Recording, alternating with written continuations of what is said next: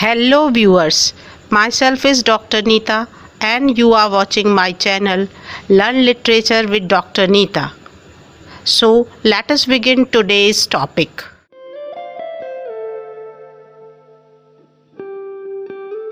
Hello dear students, today we would learn about a famous literary term, that is euphony.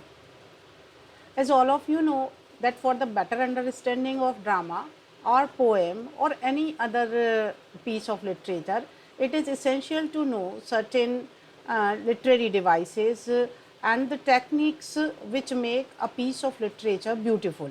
So, euphony is also such a literary term which makes any piece of literature somewhat harmonious. So, let us discuss what is euphony. Euphony is a literary term that refers to combining of words that sound pleasant together. It means euphony is such a device in which the poet puts the words in such a combination that they are giving a pleasant effect on the reader. Euphony originates from the Greek word euphonos, which means sweet voiced or harmonious sound. Euphony is used to enhance the auditory experience of the text. It means whenever the reader is reading the text or some dialogues are delivered on the stage, they give a better auditory experience to the listener. Euphony is also helpful in creating the mood and atmosphere, and it enhances the memory retention. It means the words which appear to be sweet or harmonious or giving a better auditory experience, they can keep themselves in the memory for a better period of time. And it is also helpful in effectively conveying the message to the listener, because it is attractive to the listener. That is why he gives more stress, or he is more interested in listening to such a speech which is euphonic in nature. In drama and poetry, euphony is often achieved through the use of melodious sounds, rhythmic patterns, and carefully chosen combination of words. It means in euphony, the poet uses melodious sounds, rhythmic patterns, and carefully chosen combination of words. So, which are the harmonious words and why certain words are considered to be more melodious than the other? For that, it is essential to have the basic idea of sounds of consonants and vowels. Though it is the part of phonetics, but still to understand euphony, it is also necessary to understand a little bit of sounds. So, all the vowels A, E, I, O, U are having the soft sound. Similarly, certain consonants are also there which used to have a soft sound. They are M and L, R, S, W, V and Z. On the other hand, certain consonants are always having the harsh sound. They are P, B, T, D, K, G, J, H, Y, Q and X.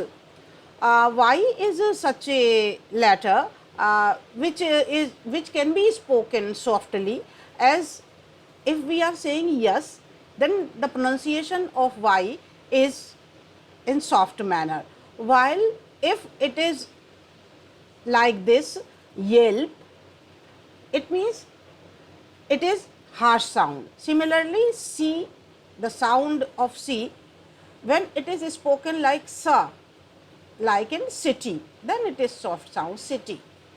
But when it is it sounds like ka, as it is in cat, it is harsh sound.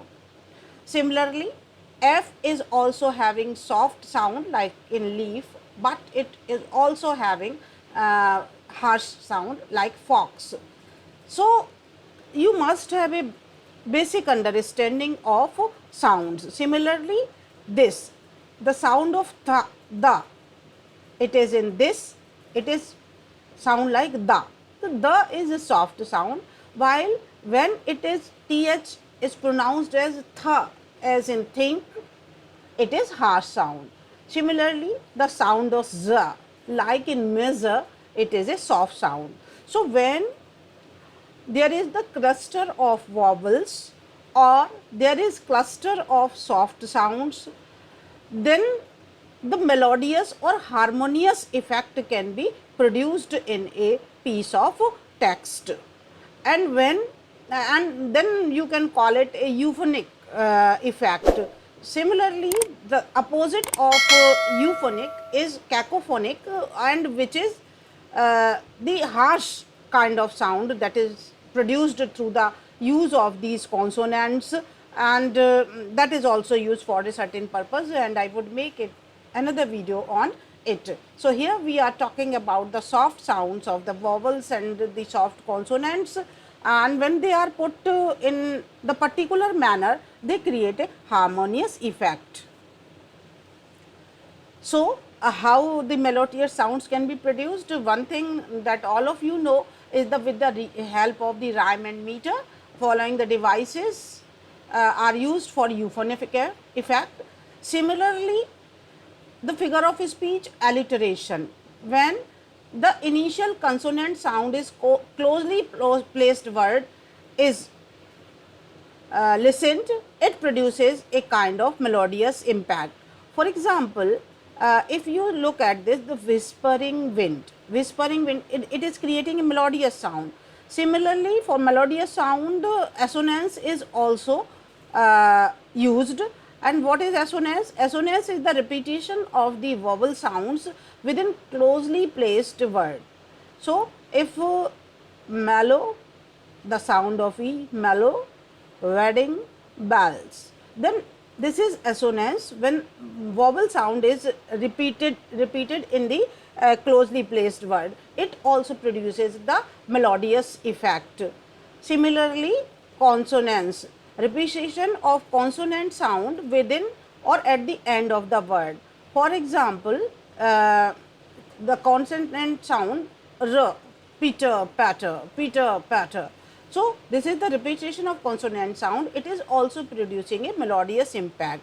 Similarly, certain liquid sounds mean the sounds of the soft consonants is also used to create the melodious impact. So, use of L, M, N, R sounds which flow smoothly, they also create melodious sound. So, for example, a melodious murmuring.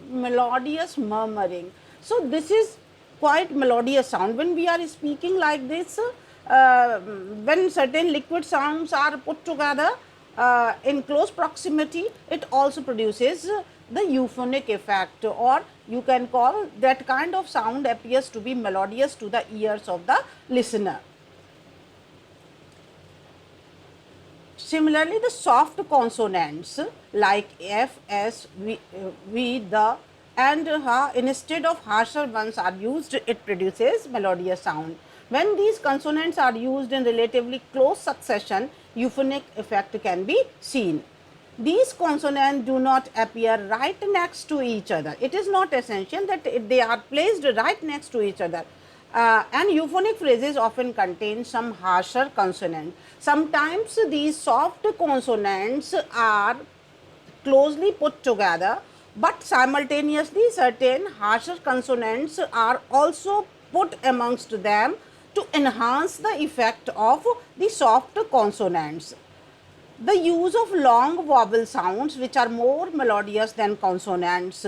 So, here you can see for example, in this the long vowel sound, season of mist and mellow fruitfulness, we would learn just in the next slide.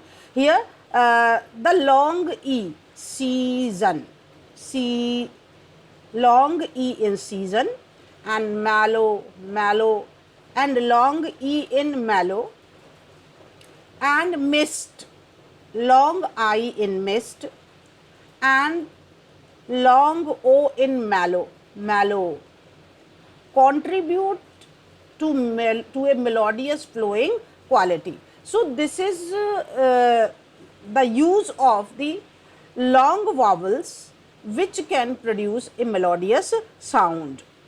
And when the poet or the dramatist is intentionally trying to produce certain melodious sound, this effect is called the euphonic effect. Example, as I told you, Season of Mist and Mellow Fruitfulness by John Keats, close bosom friends of maturing sun. So, here you can see that there is the use of soft consonants like N, M, etc., and long vowels, as I told you just in the previous slide, and they are creating a soothing and musical quality, and it reflects the calm and serene atmosphere of the autumn season. Another example is here from Stopping by Woods in the Snowy Evening, the famous poem by Robert Frost. The line, look at the line, whose woods these are, I think I know. The repetition of W sound in woods, whose and no contribute to a gentle and soothing rhythm. It means even in to produce a euphonic effect, a poet or a dramatist uses the different kind of techniques like assonance, alliteration, and use of soft consonants and long vowels, repetition of sounds, etc., to produce this euphonic effect. I think you would be able to understand about euphonic effect in poems and also in relation to drama. So, thanks for your patience listening.